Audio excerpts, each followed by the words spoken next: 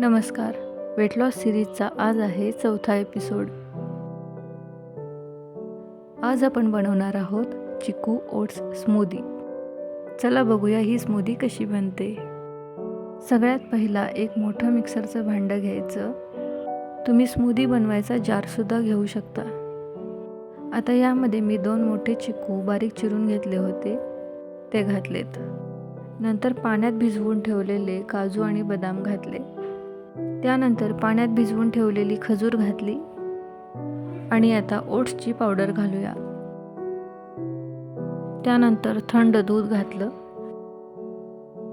मी इथे स्मूदी 2 जणांसाठी बनवत आहे. आता यामध्ये थोडा बर्फ घालूया.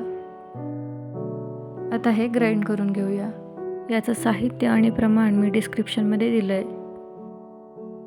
स्मूदी बनवून झालेली आहे. आता आपण पोर करूया. संध्याकाळच्या वेळी जर तुम्हाला जास्त भूक लागत असेल तर ही स्मूदी बेस्ट आहे. शिवाय नाश्त्यानंतर सकाळीसुद्धा तुम्ही ही स्मूदी घेऊ शकता. वरून गार्निशिंगसाठी थोडेसे चिकूचे तुकडे घातलेले आहेत आणि तुमची चिकू ओट्सची स्मूदी तयार आहे.